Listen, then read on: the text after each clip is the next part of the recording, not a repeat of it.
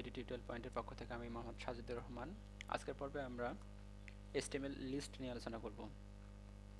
তো আজকের পর্বে HTML লিস্ট নিয়ে আলোচনা করার আগে আমি আমার মাইক্রোসফট ওয়ার্ডে একটু স্ট্রাকচার আপনাদেরকে দেখাচ্ছি যে আমরা HTML লিস্ট দুইভাবে লিস্ট তৈরি করতে পারি। একটা হচ্ছে আনঅর্ডার্ড লিস্ট, একটা হচ্ছে অর্ডার লিস্ট। তো আনঅর্ডার্ড লিস্ট কি? আনঅর্ডার্ড লিস্ট দেখুন, এখানে স্ট্রাকচার দেখলে আপনি বুঝতে পারছেন যে আনঅর্ডার্ড লিস্ট সেটা হচ্ছে আপনার সিকিউরিটি অনুযায়ী সাজানো থাকবে না, যে কোনোভাবে যে কোনো অর্ডারে সাজানো থাকতে পারে। তো আনঅর্ডার্ড লিস্টের এখানে দেখুন যে ডট ডট থাকতে পারে বা আরও বেশ কিছু হচ্ছে প্রপার্টিজ রয়েছে, সেগুলো হচ্ছে আমরা কোডিংয়ের সাহায্যে দেখব।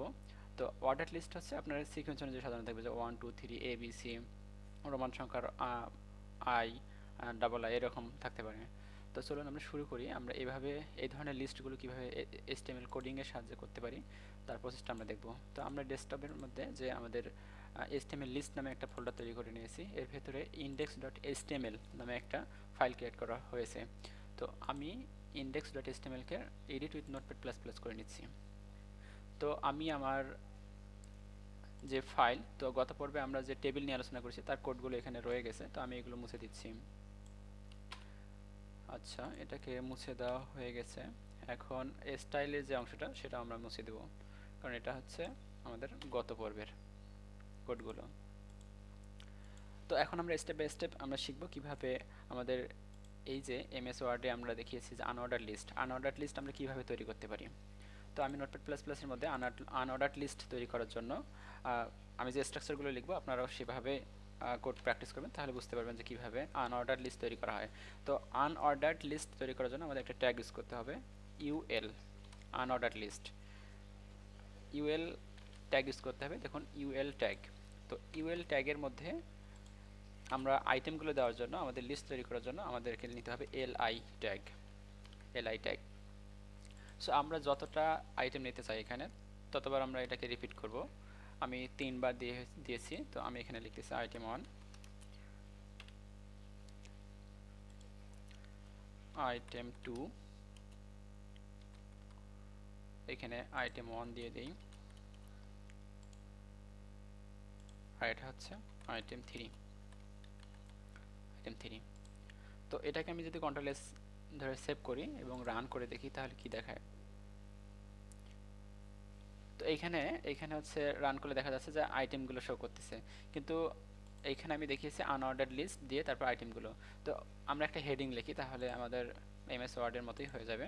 তো আমরা এখানে হেডিং দেওয়া আমরা শিখেছি। হেডিং হচ্ছে এখানে দেই যে আনঅর্ডার্ড লিস্ট। ওকে, তাহলে দেখতে সুন্দর লাগবে। আচ্ছা, তো আমরা এমএস ওয়ার্ডের মতোই তৈরি করলাম যে আনঅর্ডার্ড লিস্ট আর আইটেমগুলো এইভাবে।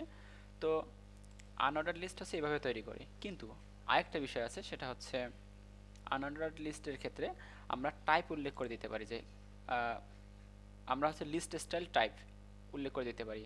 যে এখানে দেখুন আউটপুটে কিন্তু এখানে এই যে বিন্দু বিন্দু দেখাচ্ছে, বিন্দুর মতো দেখাচ্ছে। আমরা এটাকে চাইলে সার্কেল করে দিতে পারি, স্কোয়ার করে দিতে পারি, বেশ কিছু শেপ নিয়ে আসতে পারি।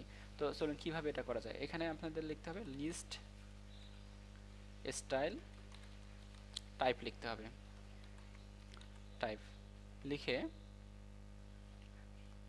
আপনাদেরকে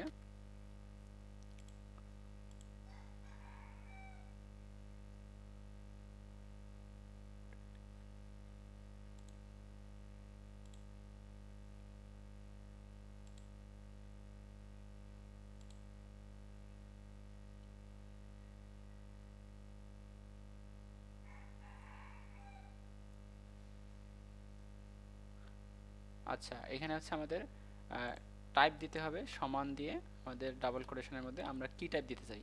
আমরা যদি চাই এ, স্মল লোয়ার কেজে যদি আমরা এ দেই তাহলে হচ্ছে আমাদের, আচ্ছা এখানে যদি আমরা লোয়ার কেজের এ ইউজ করি তাহলে কিন্তু আমাদের এটা দাঁড়াচ্ছে কীরকম। আমরা কন্ট্রোল এস সেভ করলাম, করে হচ্ছে আমরা যেটাকে রিফ্রেশ যদি করি তাহলে দেখুন এই যে ABCD এরকম করে চলে আসছে। তো আমরা অর্ডার লিস্টের হচ্ছে এরকম টাইপ করে দিতে হবে। আমরা যদি রোমান সংখ্যা দিতে চাই তাহলে এখানে আমাদের কি দিতে হবে, আই দিয়ে দিচ্ছি। আই দিলে হচ্ছে এটা রোমান সংখ্যা চলে আসবে। দেখি তো কীরকম হয়। এই যে দেখুন অটোমেটিক রোমান সংখ্যা চলে আসছে।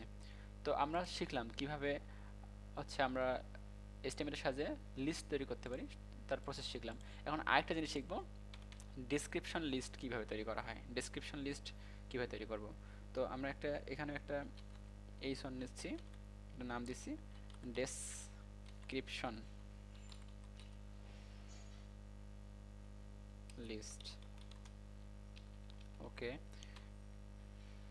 আচ্ছা, ডিসক্রিপশন লিস্টের জন্য আমাদেরকে এখানে ইউজ করতে হবে ডিএল ডিএল ট্যাগ ইউজ করতে হবে। ডিএল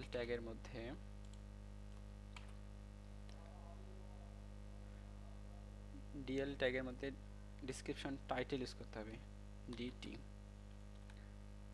আচ্ছা, ডিসক্রিপশন টাইটেল ইউজ করার পর এখানে আমরা একটা ডিসক্রিপশন টাইটেল দিতে পারি। আমি দিচ্ছি যে দিস ইজ এ ডেসক্রিপশন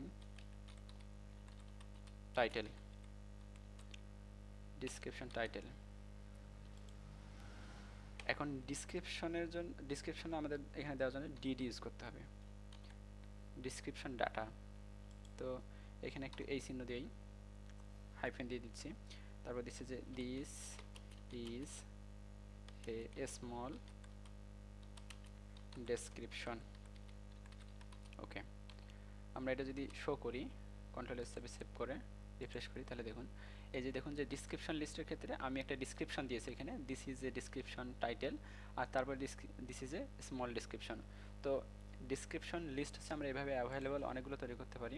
তো কীভাবে আরও তৈরি করতে পারি, তো এটাকে জাস্ট যদি আমি কপি করে যদি অনেকগুলো নেই, এরকম করে এটাকে কপি করে যদি ডুপ্লিকেট করে দিচ্ছি, অনেকগুলো করে দিলে দেখুন অনেকগুলো ডিসক্রিপশন লিস্ট তৈরি হচ্ছে।